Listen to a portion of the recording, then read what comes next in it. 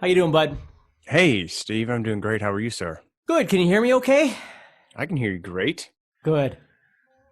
As always, a pleasure to be here with you, and thank you to all of you who are joining us for this live creative soloing workshop. Really appreciate your time.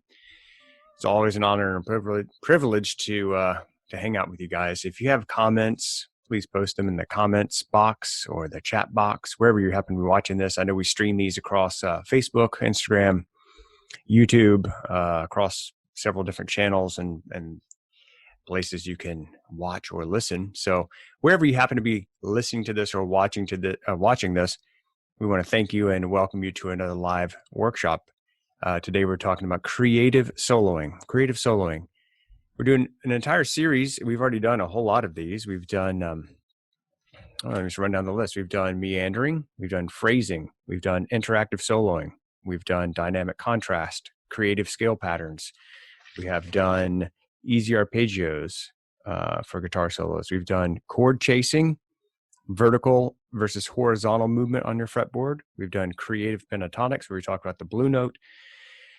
We've actually done even more than this. This is just a list I have in front of me. And we also have, today we're talking about escape routes in soloing, or escape routes, depending on where in the United States you might be from. You might say route or route. Steve from North Dakota probably says?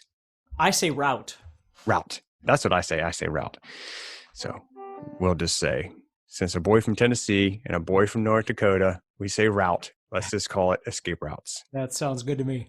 Okay. So guys, you can check out the playlist. It's going to be called Creative Soloing. It'll be available. I've been saying it's going to be available on all the channels. I got corrected. I think it's actually only going to be available on maybe one of the channels, but definitely the Guitar Zoom channel or the Steve Stine channel. We also have a Guitar Songs channel. You want to be subscribed to all three of those if you want to get all the different stuff that we do. But you can just go to the channel, click on the playlist, and then it'll be there for you. Creative Soloing. Lots of great videos. This entire workshop series will be saved there for you. If you want to learn about, today we're talking about escape routes. Sorry, I just messed it up. Well, I think throughout the whole thing, we're going to say route or route. I'm probably going to do the same thing. It doesn't matter. So Okay, good. Yeah. If you want to learn about escape route soloing, keep watching. If you want to learn it even faster, go to guitar-zoom.com and check out Steve's new course. It's called Creative Soloing by Steve Stine. Available at guitar-zoom.com. Okay, buddy, take it away. this concept is a little bit harder to really define and explain, but what I have found is that a lot of times it's like walking and then running into the wall, and you don't have any more space to move. So the only thing you can do is move backward, right? Or turn around, right? So the thing about finding an escape route is when you play something, you're going to wind up on a particular finger, on a particular string. And then you've got to decide at that point which way you're going to move. And of course, that's going to define what you have available at that point. So if you think about it, and again, there's a billion examples, and I have been trying to show you throughout these workshops different examples of escape routes. But let's say I was in A minor pentatonic-ish, okay? And I was playing a phrase on the fourth and third string. So I get to my third finger there on the seventh fret. Now, obviously, at any time, I can move down or up, right, to continue my journey, unless I'm on the first string. Then again, my escape route has got to be to move up, because that's all I have. Now, we have side to side as well. So that's what I want to explain to you. So if I was playing and I went like this, and the next lick I wanted to play was, I'm sitting on the wrong finger to execute that particular lick.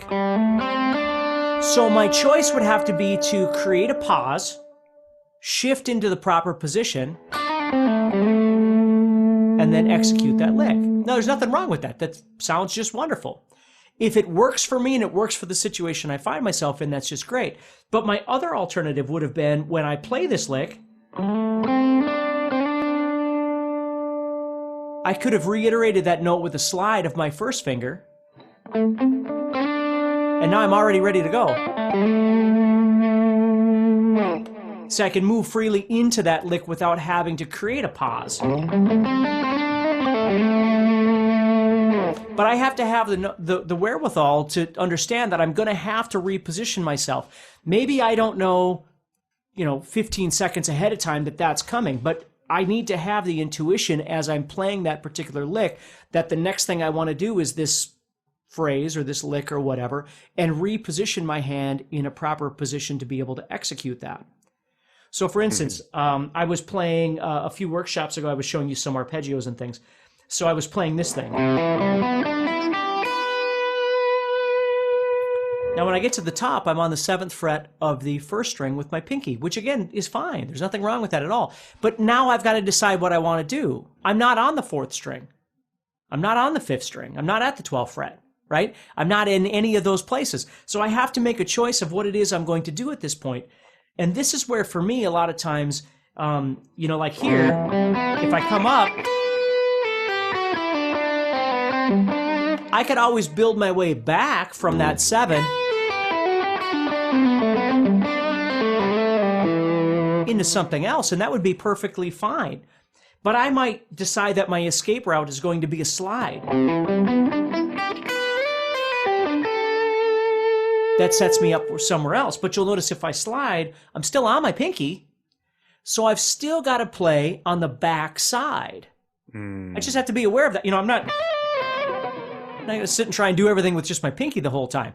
So I've got to have something available for a lick or for a phrase or for meandering or whatever that allows me from that pinky to be able to work backward. Does that make sense? On this side of my fretboard, unless I can find a way of maneuvering to get to my first finger or my middle finger or whatever it is that would get me out of that. Well, that would get me out of that. If I did the slide from 3 to 7 with my first finger, that has now freed up my fingers on this side.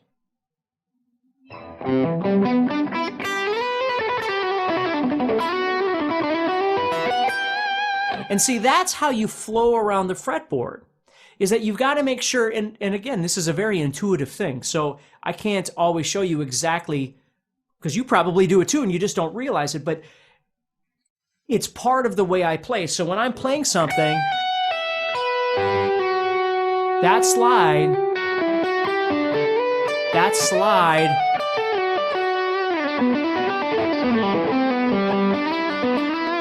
all of those things are setting up a potential new motion that I've got coming down the road, right? The next phrase that I'm going to play.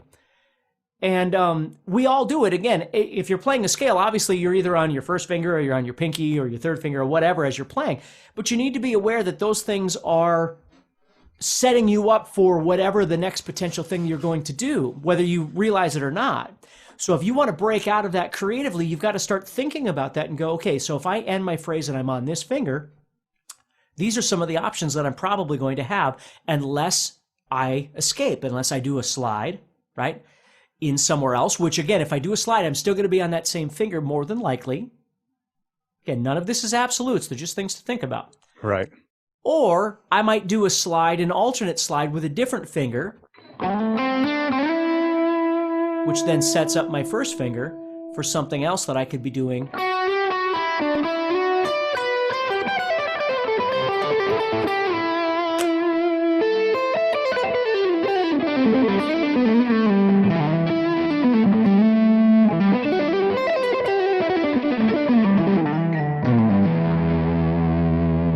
And that's the trick, is you've got to learn how to do that, because if you're just thinking, it's hard to escape that, right? Because you get stuck. But if all of a sudden I do that slide right there up to the 7th fret of the 2nd string,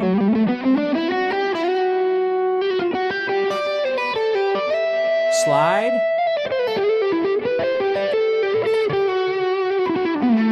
all of those things are escaping me out of that one position that I'm in and offering me the possibility of doing something new with the new position I find myself in, or the new fingering I find myself in.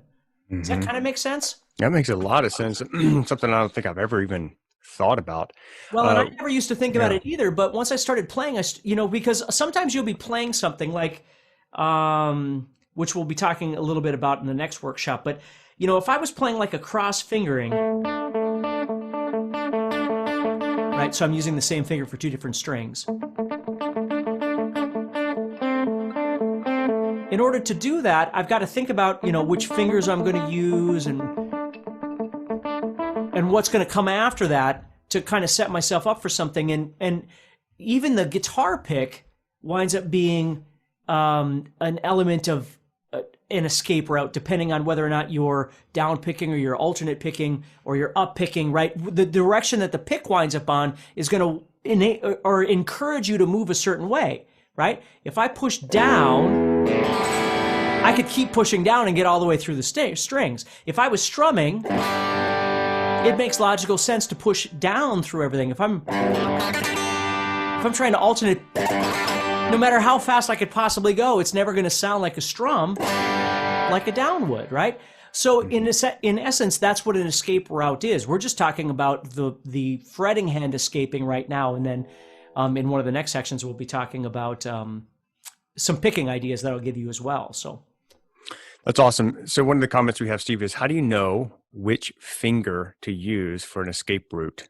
You don't. You won't know. The only way you're going to know is you've got to have an idea in your head, whether it's a conscious or unconscious thought of what's going to happen afterward. This is where automation kicks in as a guitar player, right? When you watch a guitar player move around the fretboard very fluidly, that's what's happening. It's not just patterns. Like we're misconceived sometimes that it's patterns and licks and things like that. Those are the tools that we use. But when we finish that pattern or that lick, we've got to do something else, right? So, and it doesn't always mean moving horizontally. It can also mean staying here, but just understand that the flow of gravity, if you will, if you're on this finger, it pushes you to this finger. So you've got to start thinking about how to escape that, which then sets you up in a new position.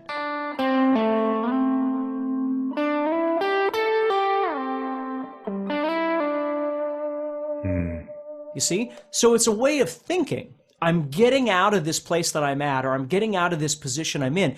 Because if let's say you've just been playing for a little while and you just learned the pentatonic, you're always used to using these fingers on this side. And you're always used to using this finger on this side.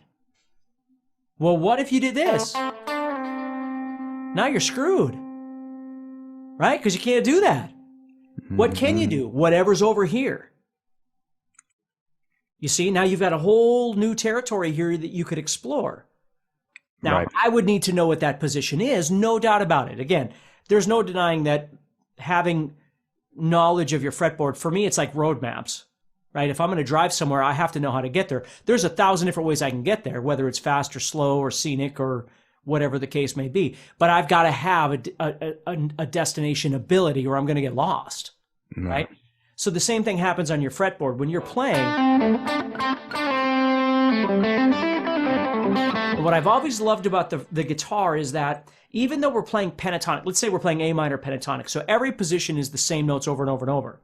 Absolutely true. Sounds very monotonous that way, if we think of it that way. But the truth is, the way the notes are organized on each string are never the same, right? This, well, I shouldn't say never the same, but when I play this,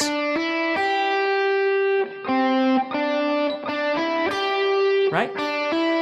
Here, I could bar over these two notes, and I could make some sort of lick by doing that. Here, I can't bar over those. So I have to make the lick different. You see, so because I can play the same notes in different positions, the string organization is different or the note organization on each string is different. Which for me is a benefit because it makes things, because what happens as a guitar player is you start developing motion with your hand. When you move in other positions, that motion sounds different because the note collection is different on the strings, if that makes sense. So even though you can play the same lick, it's going to sound different in different places. So I love that. Like if you think of it, here's an example since we just talked about that blues note. So I could play 8-5, and then 8, 7, 5. So if I look there, I've got 7, 8, and then right there I've got that 5. And that's essentially creating a chromatic.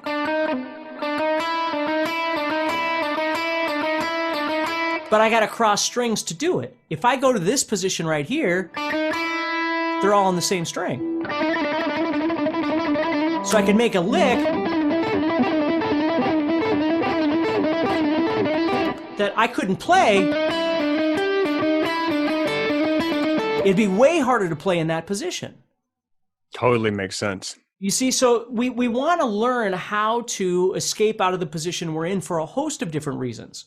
Sometimes it's creative, sometimes it's visual, sometimes it's out of necessity. For a particular thing that we might want to execute, it just doesn't work very well in the position that we're in. But if we move somewhere else, it actually becomes very functional. So it's just things to think about a little bit. Again, escape routes for me aren't like 8th fret of the 2nd string. It's not that. It's your approach. It's thinking about when you're using your fingers. And that's something that I really came across when I started doing a lot of sliding with my playing. Now, I could slide back, and I'm right back where I was doing exactly the same thing I was, and I could make something hopefully musical there, and nothing wrong with that. But if I go...